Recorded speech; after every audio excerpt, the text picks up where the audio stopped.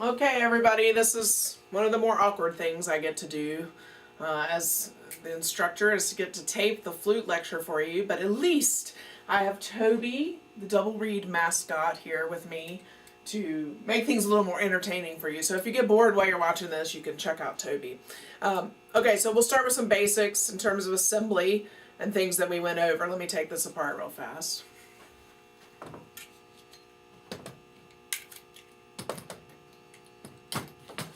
So the three parts of the flute, I need to know the names of them, okay? So the long piece is the body, okay? Then this is the foot joint and the head joint, okay? So the head joint has the hole in it and obviously goes to the top. On the head joint, this the thing that twists is called the crown, okay? And remember what we talked about when we're doing assembly with young kids is don't let them touch it. Okay, but if you remember, inside of it is a tuning cork, and this is what you use the tuning rod for. And those of you who are playing flute right now will know that in the eye of the tuning rod you can stick a swab, and that's how you clean out the instrument. They also have pull-through swabs and stuff that you can buy. You want to avoid the ones that are on the stick with the little fuzzies, because the little fuzzies will come off and get gross, and it's just a bad idea. So you want a cotton swab or a silk swab that you can wash fairly regularly. But before we start embouchure and all that kind of stuff, if you want to check the tuning of the instrument, so if something seems really off and the instrument's super flat or super sharp, and even when you play it with proper embouchure and air, one of the things you can do is put the tuning cork inside the flute. And actually my flute is way off right now, so I'm going to bring this really close to the camera. On the tuning cork there's a line, okay, at the top, and when you stick this inside the head joint you should be able to see the line in the middle. I don't know if you can see this or not, but the line is actually way too far that way. So what this involves is you have to know what you're doing, which I don't really. So I'll eventually have to send this off to the repair person.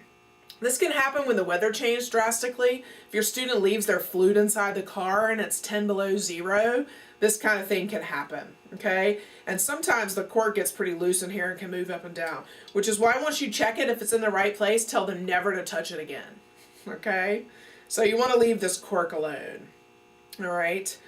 So leave the crown, just tell them not to mess around with unscrewing it. And also this crown, the threads can get stripped pretty easily, so you don't want that to happen. But ideally, the line in the tuning rod should be in the center of the aperture hole on the head joint, okay? So those are the three parts of the instrument. Like I said, you would just thread a swab through here and then take it very gently and run it up and down the instrument to get the excess condensation out. So before we put it together, in terms of teaching embouchure, the best way to do this is by doing the head joint alone. So we did this in class. You want to have them, the issue with putting your lips in the center of the hole and just rolling it down is that oftentimes it's too low. So one of the things I've been telling the students that have come in for mini lessons today, this week, is you want to feel the lip plate should meet right where your chin and lip line are, okay? Right where the chin and the lip line is. You want to be able to feel the back edge of this hole, okay, on your lip. So if you do this, it's going to be set too low, okay? You're not going to be able to feel that. So that's the issue with the centering. Some teachers do teach that, but that's one of the reasons that we don't teach that way. So you want to make sure it's centered though in their mouth. So have them look at it, and then you want to sort of put it on where you feel that edge, okay? Then have them cover, then have them try it. Ooh, the first try today is pretty good. So the general basic shape of the flute embouchure, you should use the analogy of a frown or a pout, okay? Okay, and the main thing you're looking here for is relaxed corners. This is totally the opposite of the reed embouchure, so that's a very important distinction in this class. The reed embouchure has very firm, all four reed instruments have firm corners, okay? But on the flute, you want something that will be a frown or a pout, okay? So you want the corners to be down and relaxed. You want to feel that edge of the lip plate right where your chin and lip line is, centered. And what you're looking for is relaxed, good pure tone. Okay, if they're getting a lot of air, then more than likely the hole in their lips is not small enough. It's probably more like this instead of more of like a diamond shape. So try and use some analogies like a coffee stir or something like that to get the center of their lips to be smaller and more directed. All right, so one of the things that you can look for on the head joint, on the lip plate itself, is what's called the vapor trail. Okay, for lack of a better term, this is the condensation or spit, if you want to be gross about it, that collects on the lip plate. Okay, you're going to get condensation because you're blowing hot air over a cold metal surface. All right, if you see the perfect vapor trail is a line, a narrow line that's in the center or close to the center, it could be a little bit one way or the other, right off the back edge of the back lip of the lip, the back edge of the hole of on the lip plate. Okay, if you see a real diffuse spread of condensation, then that means their air is not focused enough. So that's one thing you can do to work on that. Flute players really need to do long tones. I think in the class woodwinds packet there are some articles about long tones and the importance of that, maybe even some talk about whistle tones, but a lot of work with the head joint alone will be really helpful. So again, close the end.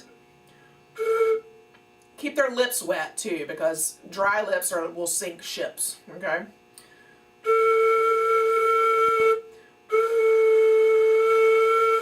Have them try and do different types of air pressure. Does blowing harder help?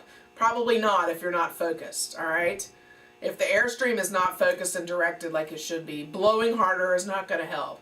So as I told many of you today, blow smarter, not harder. Okay, blow smarter, not harder. So watch for the vapor trail, and don't blow so hard. If you know, it's more about direction of airstream than it is about sheer force of will. Okay, so after you get this,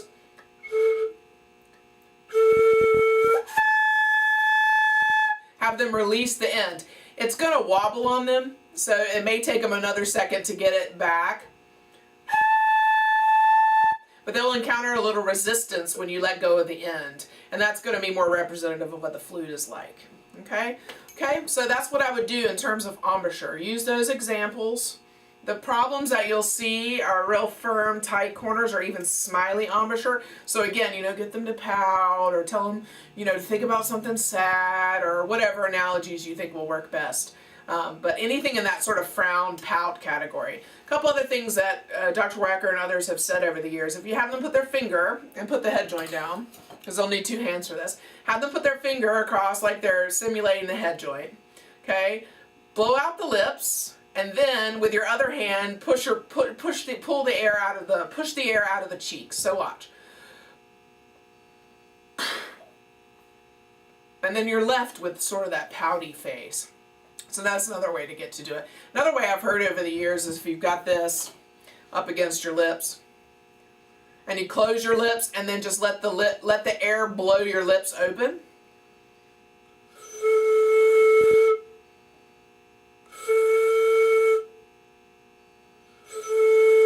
That can sometimes help too. So because you would just use a little slower airstream, but it actually helps direct the air a little bit. So that's another way that you could use. Alrighty. So I think that's all I need to say about the head joint. Okay, so assembly, you know, there's only 3 parts to the flute. So if you've used the head joint already, it's okay to go ahead and put the head joint on the body. Alright? Now what to watch out here for, a couple of you have done this, and I've had to correct it. I said to line up the head joint lip plate with this first key on the body. So you're looking like this. Alright, it's more or less lined up. Then I said to turn it in slightly. So like if you're holding it this way, you would turn it, or left if you're looking at it. But some of you have gone like this, and the head joint's way too far turned in. I'm saying very slightly turned in. Okay, if you line it up, then give it maybe like a 1/16 of a turn. Okay, not even an 1/8 of a turn. That should be a pretty good location. Okay. So a little bit turned in from this front key. All right, and that's all. Typically, in terms of tuning, you could push the head joint all the way in. Typically, most Most people will have you do like a little sliver of the other color metal. This is too far, okay? A sliver, like we talked about with the reed. Because a lot of flutes are tuned sharp at the factory, okay? So just a little sliver of that different color metal showing is probably a good marker. Now, very important, as we went over, you should have this in your notes, the rod on the end of the foot joint, okay? Not the key, but the rod, all right? The end of the rod, or the post as we call it, needs to line up with the center of the last key on the body, okay? I'll get real close. So the rod, the post on the end of the foot joint needs to line up with the center of the last key on the body. I hope this works, okay? All right, sitting or standing, it really doesn't make a difference in terms of posture and hand position on the flute. So if you're sitting, the most important thing is angle, okay? The head angle must match the flute angle, period. All right, if the head angle matches the flute angle, you'll be in good shape because you won't be blowing off at a different angle on the head joint, on the lip plate. In terms of contact points, there are 4, maybe 5 contact points. 2 out of the 5 are sort of semi-contact points because they're not always in contact with the flute, but they are balance points when those notes are being played. So the three primary contact points. First is in the right hand, okay? Super important. So your right hand fingers go on the last 3 holes on the body. So 4, 3, 2, okay? If you notice where my thumb is, it's underneath the index finger in my right hand. Not over here, not over here, okay? But under, and my hand is naturally curved. One of the things you're gonna see a lot is broken wrists like this. Okay, you want to get their fingers, you want to get this thumb underneath the index finger, and you want the wrist to be straight off the arm. Makes sense? Okay, I see a lot of this. I see a lot of people playing with their hands too far forward. Their fingers, like we were showing in class with Jess the other day. No offense, Jess. Okay, so make this natural curve. They have what they call, I don't have one, but they have these things called thumb ports that you can stick on the instrument, and it actually shows you right where your thumb to go. So that's a good thing for beginners, and actually a lot of our flute majors have them on their instrument. So they're little cheap plastic things that they stick on here, and it just puts your hand in the right position. It doesn't allow you really to move it.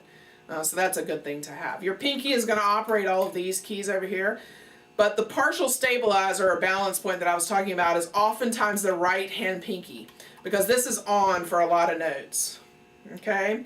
So that's a good balance point because it's on for a majority of the notes anyway. Okay, so your right hand thumb is number 1. Number 2 is your index finger in your left hand. And when I'm holding the flute, notice where the position of the index finger. This is very, very important, and a lot of you, I've had to say something to you about it because it's not in the right position. The index finger is what keeps the instrument against your face. So the third contact point is the face, all right? Right where the chin and the lip line meets. So the index finger, you're using this part of your index finger, not here, all right, but right in here. Right below the second knuckle is really where it should contact the flute. And that forces it against your face. You see me walk around and do the test where I try and pull the flute off of somebody, okay? If it's not firm against your face, you're not gonna have any balance. Okay, so here again. Okay, I can play one note or all notes and I'm not moving the flute. It's only moving because I'm talking, quite frankly. All right, makes sense? So right thumb, left hand index finger, and tell me where, all right, and what exactly it does. It stays in contact with the flute at all times, whether you're pushing the button with your index finger or not. Okay, so for C, you're not going to have the thumb on, so that feels a little unsteady, all right? For D, you're not going to have the index finger on at all. It's going to be up, all right? But it's still on, this part of the finger is still on the flute. Third is the lip chin line. Fourth would be this pinky that we talked about as a partial stabilizer. And the fifth partial stabilizer or balance point would be the left hand thumb. All right. I'm gonna skip to this when I get to the B flats in just a minute. There are 2 keys that the thumb can be on, all right? except for C and maybe some stuff in the really high register, the thumb is always going to be on. So there's only one real note, and the C sharp, that the thumb is not on for. So it's a good balance point as well. But we can't say it's a total balance point like the other three because it's not always on the instrument. Okay, but the left-hand thumb is going to be on majority of the time. Okay, so some flutes are open holes and some flutes are closed hole flutes. This is an Armstrong closed hole flute. So flutes with open holes are a little more challenging for little kids because then you got to worry about covering the holes, not just pushing the buttons down. So one of the things you'll find is they have these things called tone hole plugs that you can use to plug up the holes if they're having trouble covering them. Okay. Now, in terms of posture, again, head angle must match the flute angle. Okay. So you want your arms to be relaxed. You don't want to be marching band piccolo like this, walking around with your right arm up all the time. That's very tiring, okay? Consequently, you also don't want to be down like this because you're literally going to have to turn your head this far to meet the instrument if you do that. So a nice, relaxed triangle shape. See the triangle? All right, your left arm is out a little bit, your right arm is relaxed, and then these two sort of meet. And then it makes a triangle here. So the packet has a lot of articles about posture and hand position that I would have you read. But the main things is to have your right arm fairly relaxed, tilt your head to the right to meet the angle of the flute, okay? I would have them sit out on the edge of the chair because here's what they're going to do if they don't. Look relaxed, right?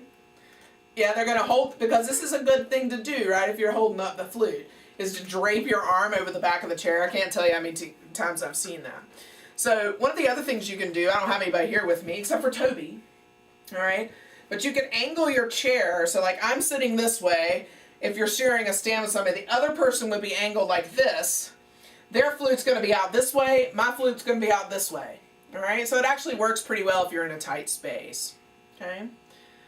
All right, so head tilted slightly, not down. The other big thing with posture is that your head must always be up. Okay, we talked about this in class the other day. If your head is down, I'm trying to get in profile view.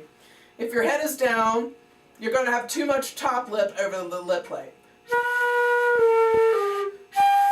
I'm actually getting the high register that way, but it's not easy to do. All right, so I want you to always remain upright. You always want to keep your head up when you're playing the flute. Really good flute players are always like this. They're never like this. So watch for posture, watch for that sort of turtleneck kind of pose. Triangle, contact points, and so forth. And like I said, you want to have them sit up on the chair so that they're not draping their arm over the back in particular, or resting it on the chair. All right. Let's talk a little bit about head joint, instrument makers and things. I already alluded to the open hole, closed hole thing. Oops, hold on. Nice, mom is calling. I'll call her back in just a few minutes. Flutes are notoriously leaky, all right? That means that these holes, like just the other day, I think it was Jordan had an instrument that a hole wasn't closing. Okay, one of these pads wasn't fully closing.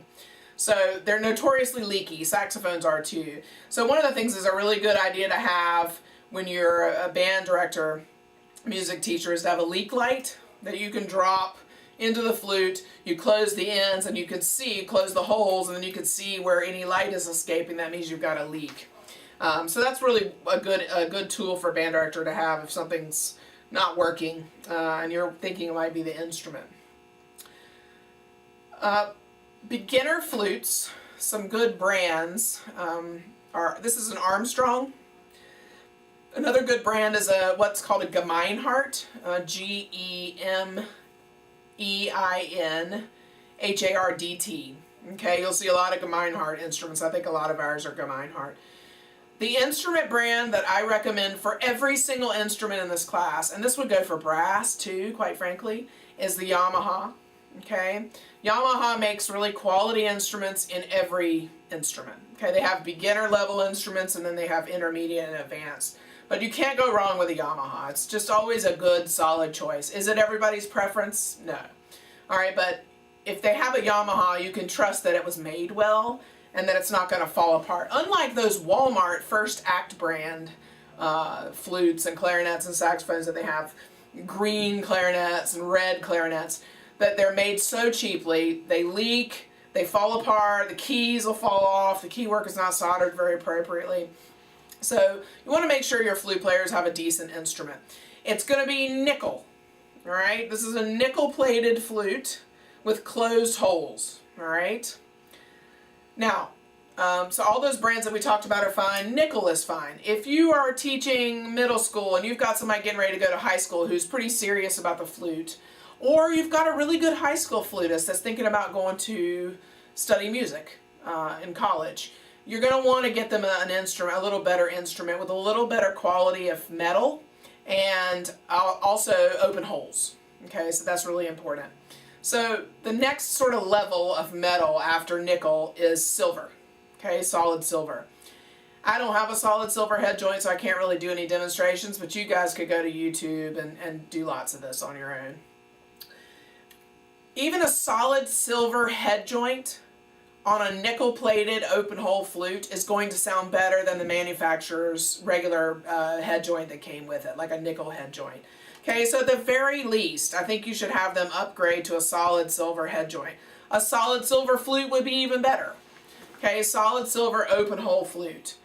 The next sort of levels of metals that you deal with flutes for advanced players. If they're wanting to go buy a nice $10,000 flute, then you would want to have them get a platinum flute, probably, is what most people are going to recommend. Some people play on gold. Some people think it's too bright. And they have all kinds of variations in between. They'll have solid silver flutes with a solid silver head joint and a gold lip plate. All right? They'll have platinum with a gold lip plate. So there's all kinds of variations, permutations of flutes out there. In terms of professional model instruments, Yamaha makes a professional model instrument. Then you've got sort of your really upper echelon stuff. So if you ever hear the word Powell or Haynes or Miramatsu, or I think there's a Miyazawa flute, then Dr. Wacker plays on a Burkhardt brand. And the Burkhardt actually makes really good piccolos, which I'll talk about in just a minute. But the most important thing you need to know about instruments is that the open hole, closed hole thing is important for an intermediate or an advanced level, because the flute is just going to have more resonance with an open hole, because the sound is coming out of all the open holes instead of having to go all the way down the instrument to come out or hear. Okay, so it's just going to be more vibrant. It's going to produce a louder sound and give you a lot more range for dynamics. And then the different metals. So again, nickel, silver, solid silver, and then gold and platinum are sort of the levels there. Now piccolo is obviously the little tiny flute, and it's pitched an octave higher than the flute. It's also in C, all right? But the C piccolo is pitched an octave higher, so it sounds an octave higher. So if you see a middle C on a piccolo, it's actually going to sound as third space C. Okay, so think about that when you're doing your transpositions, when you do your transposition test. And this is one of the rare exceptions that sounding is above written. So with piccolo, it's important to remember that what type of piccolo you have depends on where you are.